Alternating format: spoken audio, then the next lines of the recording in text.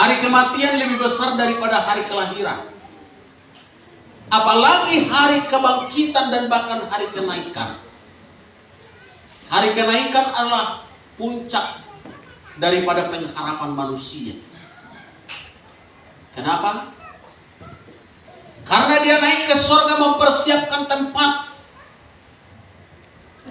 Dan kalau dia masih di dunia ini seperti pada zaman Rasul, maka tidak seperti ini. Dahsyatnya kuasa Allah itu hanya di beberapa tempat. Barangkali hanya di Timur Tengah. Karena itulah kita harus menyadari hari besar ini, yang harus kita perhatikan senantiasa dalam kehidupan kita. Paling tidak, kita harus menjadikan ini menjadi hari yang fokus dalam satu hari itu, menjadi hari yang harus dihargai.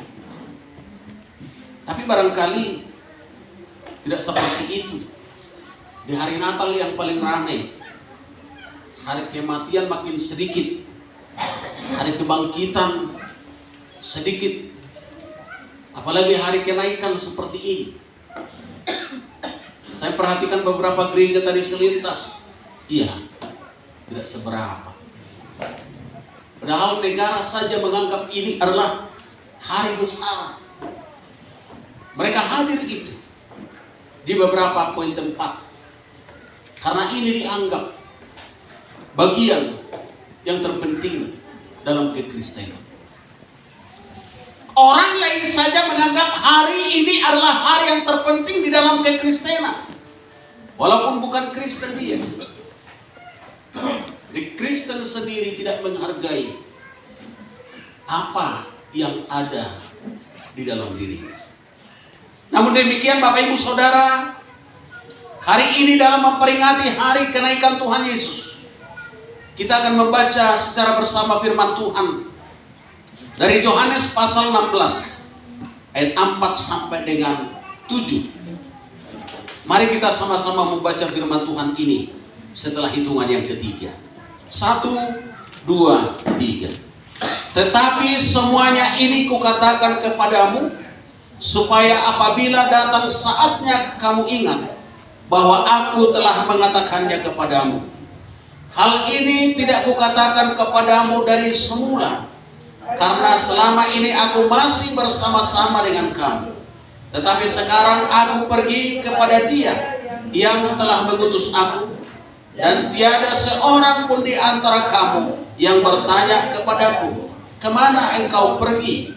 Tetapi karena aku mengatakan hal ini kepadamu, sebab itu hatimu berduka cita. Namun benar yang kukatakan ini kepadamu adalah lebih berguna bagi kamu jika aku pergi. Sebab jika aku tidak pergi, penghibur itu tidak akan datang kepadamu. Tetapi jikalau aku pergi, aku akan mengutus Dia kepadamu. Puji Tuhan. Haleluya. Perkataan ini adalah perkataan yang sangat penting di ayat 7, yang mengatakan apabila aku tidak pergi, maka penghibur itu tidak akan datang kepadamu. Apa yang dimaksud dengan konteks firman Tuhan ini adalah bahwasanya Dia pernah mengatakan yang lebih besar yang dikerjakan oleh orang percaya itu akan bisa setelah kedatangan Roh Kudus. Kita lihat saja ketika Yesus ada di dunia ini, maka hanya sebagian besar belahan dunia ini yang mendengarkan firman Tuhan secara langsung dari Yesus. Orang yang 5.000 dan bahkan beberapa orang saja yang mendengarkan secara langsung firman itu dari Tuhan Yesus. Itu yang pertama. Yang kedua, kalau kita boleh membaca, apabila Yesus sampai hidup pada hari ini tidak naik ke surga, maka manusia akan fokus kepada dirinya sendiri. Kenapa? Karena tidak akan ada lagi yang sakit. Segera Yesus ke situ sembuh. Tidak ada lagi yang lapar. Karena ketika Yesus ada hadir di situ, orang banyak akan makan. Maka akan ada permintaan-permintaan tertentu sehingga tidak fokus kepada hal kerohanian, hanya kepada kebutuhan. Ini terbukti ketika murid-muridnya bersama-sama dengan Tuhan Yesus.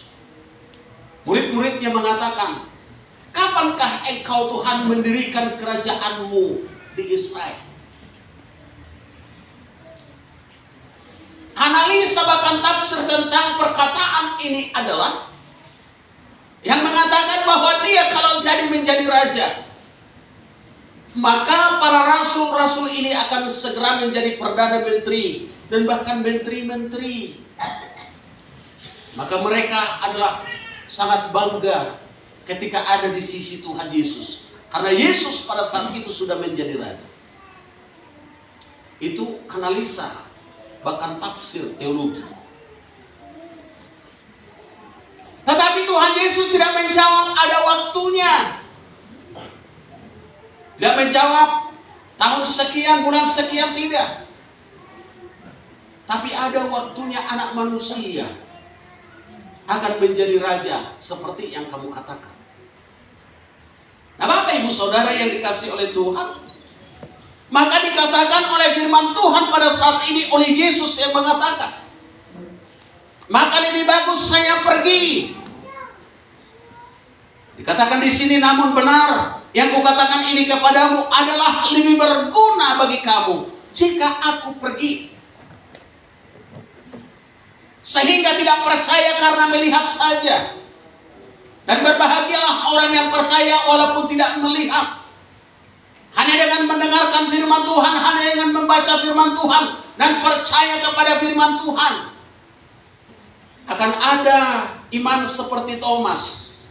Kalau saya tidak percaya mujizat itu, maka tidak melihat mujizat itu, maka saya tidak akan percaya. Akan seperti itu iman manusia kalau Yesus hidup sampai pada hari ini. Maka dia berani mengatakan yang seperti itu. Yang percaya tidak melihat itu yang betul. Karena itulah Yesus mengatakan yang sebelumnya tidak pernah dikatakan kepada murid-muridnya. Begini ya, setelah murid-murid semua sudah mahir di dalam mencela jiwa dan lain sebagainya, setelah waktunya saya akan pergi ke rumah Bapa. Sebelumnya tidak diperkatakan oleh Yesus. Tapi ketika sudah dekat, dia katakan apa yang akan dilangkahkan oleh Yesus. Kadang-kadang di dalam kehidupan kita ini sejak awal tidak terbaca oleh kita bagaimana caranya Tuhan di dalam memberdayakan kita, di dalam merencanakan kita, di dalam memberkati kita. Karena itu kita harus tangguh, kita harus kuat. Kapan waktunya yang terbaik itu akan diberikan oleh Tuhan.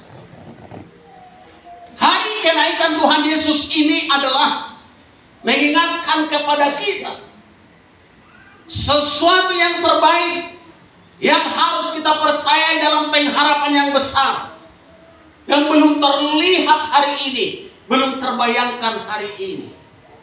Dan siapapun belum ada yang membayangkan tentang kehidupan di surga ini.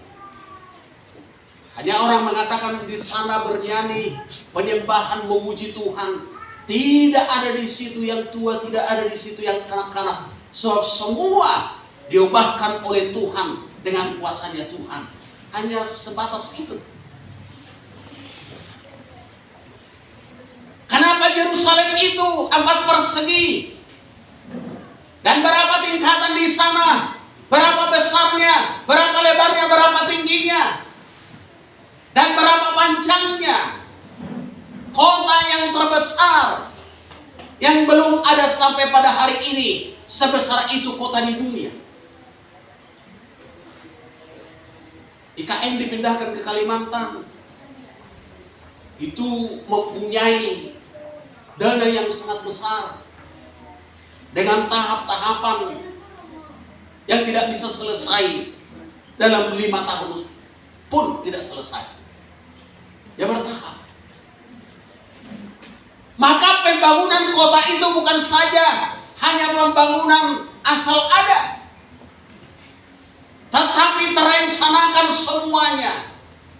Dan itulah yang dikerjakan oleh Kristus. Pergi ke rumah Bapa, membenahi sesungguhnya bagaimana keadaan dengan jumlah jiwa-jiwa dan roh yang sudah dititipkan oleh Allah kepada manusia yang percaya itu, yang akan bersuka cita di sana. Itulah makna kenaikan yang harus kita simak di dalam kehidupan kita. Ada sesuatu yang belum pernah terasakan oleh kita, akan terasakan di sana. Bapak Ibu Saudara, tentu saja itu hanya dalam pengharapan iman boleh kita lihat. Makanya kita tidak capek-capeknya untuk beribadah itu. Makanya kita tidak bosan-bosannya beribadah itu. Kalau ibadah Allah rutinitas, kita pasti bosan. Tapi ada pengharapan yang besar. Itulah yang menggugah hati kita. Sebab apa yang kita kerjakan ini, secapek-capeknya kita, itu tidak seberapa dibandingkan dengan sukacita besar yang Tuhan persiapkan. Serugi-ruginya kita itu tidak seberapa dengan keindahan yang akan kita alami yang Tuhan persiapkan. Kalau halamannya saja itu bagian daripada perak, apalagi di dalamnya kilauan emas yang tak perlu harus dibeli dengan nilai uang. Hanya cukup dengan percaya, hanya cukup dengan iman. Tidak mungkin Alkitab berbohong. Di sana pijakan adalah pijakan emas yang dikuasai oleh Tuhan. Kita ingat Bapak Ibu Saudara yang kekasih dalam nama Tuhan, emas di dunia ini sedang ada dikuasai oleh penguasa dunia. Maka setiap emas yang dimiliki oleh manusia, kalau tidak dibawa kekuasaan Tuhan, akan mempengaruhi sikap seseorang. Nilai mistis di emas itu ada. Makanya orang memakai emas, bisa nilai mistis itu membawa dia ke dalam suasana terangkat, yang sampai kepada sombong. Dia bisa membawa dia kepada situasi yang bisa dipengaruhi oleh nilai emas itu sendiri. Jangan heran kalau orang banyak emas, ya, dia akan dipengaruhi mistis emas itu menjadi sombong kalau tidak dikuasai oleh kuasa Allah yang memakai. Kita tidak perlu heran. Berarti nilainya bisa dipengaruhi oleh nilai mistis daripada barang itu. Makanya setiap di beberapa tempat ada emas itu yang dikuasai oleh penghulu-penghulu tertentu. Di sini bisa pindah ke sana, di sana pindah ke sana. Dikuasai. Kenapa itu dikuasai? Karena nilai yang sangat mahal, nilai yang sangat berharga. Dan itu juga adalah bagian bangunan fisik yang ada di sorga, sesuai dengan firman Tuhan. Maka penguasa-penguasa dunia, penguasa-penguasa penghulu di udara, menjadikan dirinya menjadi penguasa yang menguasai beberapa tempat. Kalau ada penguasa di sorga, ada penguasa di dunia.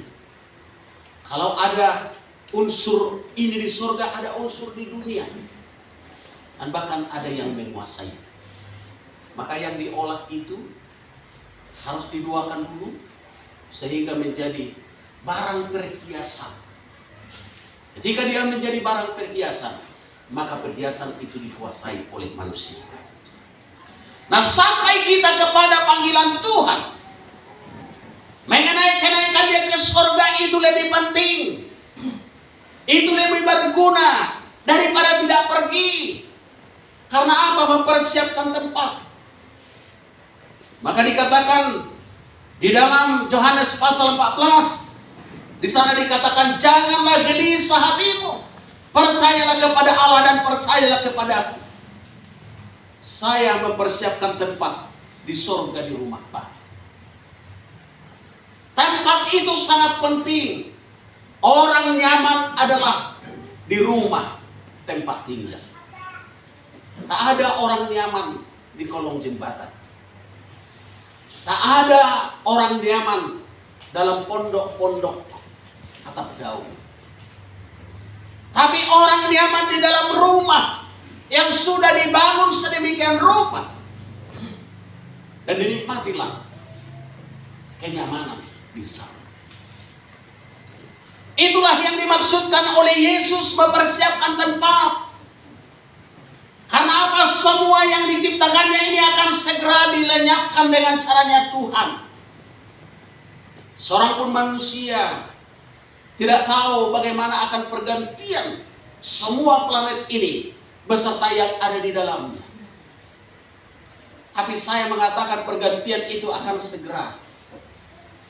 Karena dia ketika sistem itu dialihkan oleh Tuhan, peredarannya itu saja digoyang sedikit, maka dia tidak ada di dalam sistem peredaran itu sendiri, maka jatuhlah setiap benda langit itu, termasuk planet bumi ini, ke dalam satu kedalaman yang tidak ada batasnya. Lung yang dalam, lung nabagas yang tidak ada batasnya, sehingga habislah segalanya, termakan oleh gesekan udara. Selesai. Tapi roh manusia itu sudah ada tempatnya. Ada yang di Firdaus, ada yang di Abasus sebelum penghakiman. Yang di Firdaus adalah orang-orang yang berkenan kepada Tuhan. Yang di Abasus adalah yang tidak berkenan kepada Tuhan. Yang pada saatnya akan ada pengadilan. Dengan otomatis akan masuk ke dalam rumah yang dipersiapkan oleh Yesus pada saat ini. Dengan otomatis akan masuk kepada tempat yang dipersiapkan oleh Lucifer tanpa perintah. Maka dikatakan layar lebar itu tidak ada di situ yang memerintahkan. Sebab setiap gerak manusia itu digerakkan oleh kebenaran dan digerakkan oleh kelaliman. Dia berjalan sendiri tanpa seperti kita disuruh baris berbaris. Tidak seperti itu. Dia akan memenuhi panggilan itu. Dan dia akan melihat saja layar lebar itu. Sebagaimana ini tempat daripada layar ini. Terbaca di situ semua. Sebab langit dan bumi yang menceritakan perilaku itu. Apa yang ada dalam hati kita. Apa yang ada dalam pemikiran kita. Detik per detik. Dan pengadilan itu tidak cukup. Hanya 1 tahun. Tapi itu memakan waktu yang sangat lama. Tapi itu terasakan sebentar. Bapak ibu saudaraku yang kekasih dalam nama Tuhan. Maka saya takutlah dengan itu. Maka saya sangat takutlah dan gemetar dengan itu. Tapi gemetaran saya adalah gemetar kepada Tuhan. Masih banyak hal-hal yang baru berkenan kepada Tuhan. Lalu apa yang saya lakukan? Ketika juga memperingati hari kenaikan Tuhan Yesus ini. Dalam pengharapan yang besar. Yang Tuhan janjikan itu. Bapak ibu saudara. Tentu saja. Kita harus mempersiapkan diri kita semaksimal mungkin. Maka kita harus benahi diri kita. Maka kita harus selesaikan sesuatu yang ada dalam diri kita. Sehingga kita berkenan ke sana. Saya tidak bisa olah kata-kata ke situ. Tapi adalah masalah hati. Masalah ketulusan. Masalah keikhlasan. Masalah kebaikan. Masalah perbuatan. Bisakah menyenangkan hati Tuhan atau tidak? Atau saya hanya menyenangkan hati manusia? Kalau menyenangkan hati manusia, maka saudara bisa saya bikin di sini terpingkal-pingkal untuk ketawa. menyenangkan hati Tuhan. Karena jiwa saya dan roh saya berharga. Begitu kita semua. Itu yang terpenting. Maka di dalam Petrus mengatakan, dalam perjuangan kita adalah keselamatan jiwa kita yang harus kita perjuangkan. Ibadah 10 malam juga adalah bagian untuk menyalakan api roh kita, supaya ada semangat, supaya ada sukacita, roh yang menyala untuk melayani Tuhan. Roh yang menyala itu bukan harus terpingkal-pingkal, tapi ada semangat yang menyala di dalam bekerja melayani Tuhan.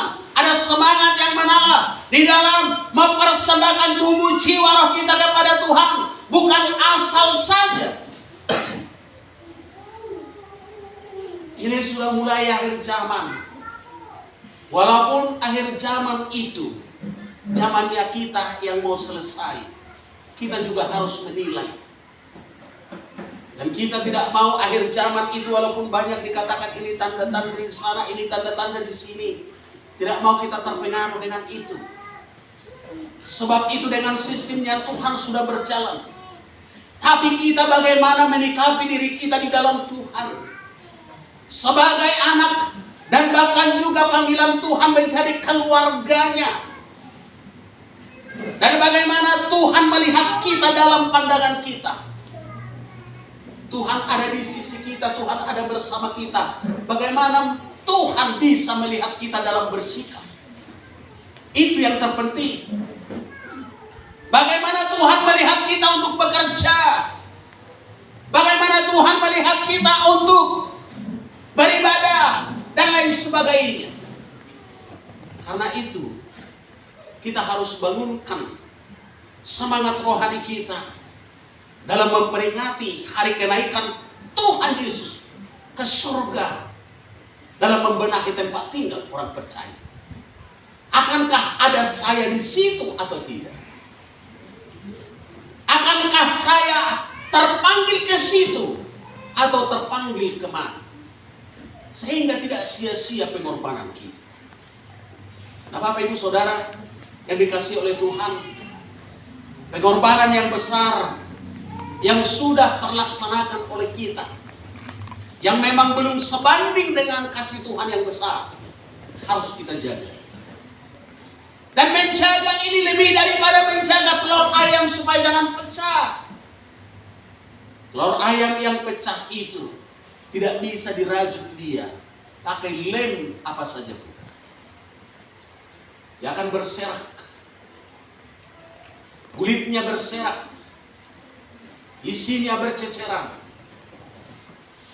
dia masuk angin dan berkurang nilai khasiat. Jangankan telur yang pecah, cermin yang pecah itu tidak bisa dirajut lagi menjadi cermin yang bisa kita pakai. Pasti dia akan berkeping-keping dan tidak bermanfaat. Lebih dari itulah kita menjaga hati. Karena itu Bapak Ibu Saudara, dalam ibadah 10 malam yang segera kita akan laksanakan, pembersihan hati, bahkan juga menghapus dosa sesama, menjaga hati kita itu yang terpenting. Sehingga roh itu dengan sendirinya akan membakar semangat dan sukacita kita. Kami harapkan dalam ibadah 10 malam ini semuanya kita disirami, dinyalakan oleh api roh Tuhan. Oleh karena kita mau merendahkan diri di hadapan Tuhan dan mau mengatakan saya bersalah di hadapan Tuhan, dan mau mengatakan saya berdosa di hadapan Tuhan. Pengakuan ini di hadapan Tuhan sangat penting, sehingga dia dengan belas kasihnya akan menghapusnya dan menyelesaikannya, akan membasuhnya oleh darahnya yang berkuasa itu, sehingga layak kita bersama dengan dia, layak kita ada di dalam roh Allah, dan kita ada bersama dengan Allah itu sendiri. Demikian firman Tuhan hari ini bagi kita semua.